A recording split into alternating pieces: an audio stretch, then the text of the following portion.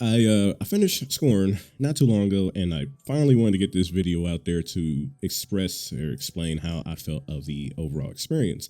And just to kind of sum things up, how I felt about this game early on before going to death is like this is an experience, more so than a game, I would say, give or take. But I'll expand on that later. So to start, the main strength of this game is its art direction and visuals, the lighting, the fog, the dark, derelict environment that you're maneuvering through, the decayed and the alien look of the creatures, weapons, and the main character, how technology and organic materials are melded together, which, side note, I have to ask how much of this technology was designed this way versus how much of it is due to this fleshy growth that's overgrowing the place with these creatures that are like attached together to form like bridges. Like that's just the best thing about this game is just the art direction and the graphics and the design. And then there's the sound, which, by the way, headphones are a must, not just to set the mood for playing in the or horror game, but more so just to really get invested into the world with the sound. The creaks and the groans throughout the halls, the squishy and crunchy sound of your weapons and the machine panels as you operate them, the shuffling of creatures, and then there's the somber and eerie music. All of this, the sound and the visuals, the art direction, all of this succeeds in creating a horrific atmosphere and setting that is extremely uncomfortable to explore. Now, I don't play puzzle games often, with really the last one being Call of the Sea by Out of the Blue, which is a great game, and I really think you should check it out if you haven't and you're interested in puzzle games. But the puzzles present in Scorn were a decent challenge, with really the first puzzle taking the most time due to it being tedious to operate. The environment itself, like the halls and things, are kind of puzzles themselves because I did get lost maneuvering and navigating through the location. There are doors that require your key to have a certain number of nodes colored and unlocked, so you got to find the station to get that unlocked. But yeah, overall the puzzles were pretty good, and I kind of wish there was more because the gunplay and combat are not that great. While serviceable in the sense that it works, and I'm not fighting the controls, it is slow and tedious to engage with. Using the only melee weapon you have pretty much guarantees you'll take damage most of the time, as the enemy's projectiles have the best tracking when you're trying to shuffle around them. Basically, the combat is something that I'd avoid due to a lack of enjoyment. And it's not just me trying to conserve resources like in other horror games like Evil Within or Resident Evil, where you want to avoid combat as much as possible because you don't want to waste your resources. But here it's not really fun to play. There was one moment where I had like 3 to 4 enemies spawn in at once, which was a nightmare to deal with. And so I kind of danced around obstacles to avoid them rather than trying to fight them. There's like 3 classes of enemies. You have like the small chicken looking thing that's spitting at you, and then you have this medium-sized thing going on all fours that also spits at you if you get too close, and then you have this giant brute that just charges towards you. If you're a Monster Hunter fan, just think of a bull drone that's trying to charge towards you. So closer to the end, there's a fight that locks you into a room, and at that point it was a pretty low point for the game. Again, I just expressing how much I didn't like to fight, and now you're put into an environment where you have to fight. So it wasn't fun. As long as it wasn't a long fight, but it was long enough to where I was like, please don't have me do this again. So overall, I would say if the game had more puzzles present, then I think it would have been better off without having the combat, which is really there just to break up some of the exploration sections as you're really just walking around. So the combat is there just to add variety to the game as you're exploring. I referenced back to Call of the Sea, which I spoke about earlier. With that game, it had no combat, so the game was really filled with the narrative, collectibles, the puzzles, and the art style as well, which kept me engaged. So if Scorn was similar to that, where there was some type of narrative, which I'll get to a little further down below or later into the review. I don't say it like that, but I get into later. Some collectibles to pick up so you can find some secrets, a bit more puzzles. Then again, I think the game would have been better off without it. So speaking of narrative, the last thing I want to cover is the story. There is no narration, there's no collectibles, and there's very few cutscenes, and so the story is told entirely through its environment.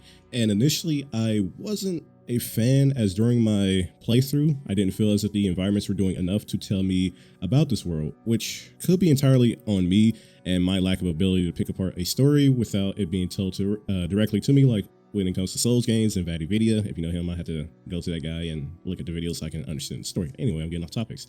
And it wasn't until the final chapter in the location that I actually start to understand what the world was about. It was mainly due to the statues and the murals essentially depicting sexual acts, and really basically to tell you, in plain view, hey, this is what the society is about.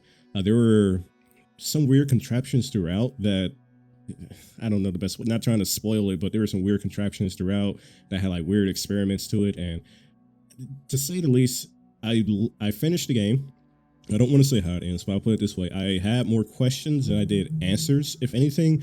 And it's not that I need a game to completely tell me what the story is about. I played Limbo and Inside, and I enjoyed those games for what they were. When it comes to the case of Scorn, I feel as though it didn't do enough to really answer the questions. The ending itself was kind of, again, not to say what happened, but it's kind of bad just to be bad, and I had more questions than I did answers. I looked up other people's impressions to see what they thought and what they figured from the story. Some were saying like, yeah, it really makes you question, birth and existence and rebirth and things of that nature, and the ending is a huge payoff. Me personally, I didn't really get that feeling after I finished the game. Like it wasn't satisfying as much as I would have liked it to be. I said my initial impressions were that I didn't really enjoy the story. I didn't look up any reviews or anything like that prior to my playthrough. So when it came to the story perspective, it was purely just me playing it through the first time, seeing how I felt about it initially. And afterwards, I did look up videos to really explain what happened. So that did improve my understanding. And even then, the story is still open to interpretation. But in terms of me personally and my first time through, how I felt of the game without outside resources, I was kind of mixed about the game. So, and I had to say this too, later into the game, there is a section where your progress is halted with the story because you have this weird growth on your arm and you have to go get rid of the growth somehow. I'm not going to say why it's growing, but that section specifically was very annoying to go through because you would get your arm stabbed, and as your arm stabbed, you're bleeding out, so you're constantly losing health. But then you have to do one part of the puzzle, which really wasn't much of a puzzle, really, it's just move through the area. But you do one part of the area, then your arm grows over again. You had to stick your arm into the machine again, get it punctured, and then do what you have to do, and then you get stabbed again. What I'm getting at is that section really just added extra, it felt like padding, just to narrow it down and say, it felt like extra padding for the game versus adding something meaningful. Even after getting your hand stabbed, you're like, okay, I'm gonna, getting the situation resolved to an extent, if you can call it that, if you know what happens.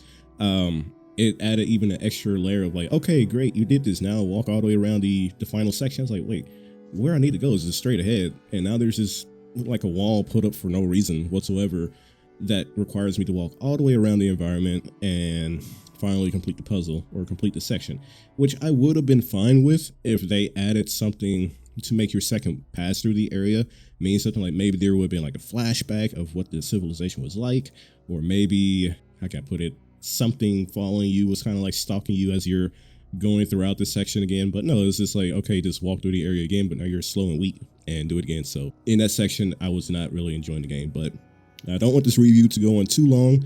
And so overall, how I feel. Earlier, I said that the game is an experience, and I would say it's definitely that.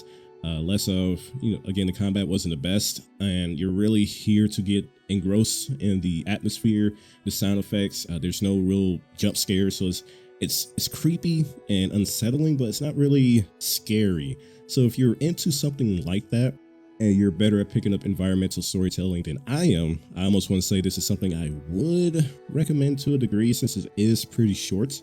And it is in Game Pass, so I'm speaking more so on if you can access it through that, then I would probably say, yeah, check it out.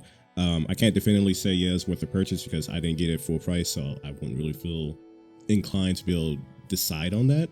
But yeah, if you decide to drop the game early on, I completely understand. This is definitely one of those games of you either love it or you hate it. So yeah, I'm going to cut it here. I don't want to rant too long.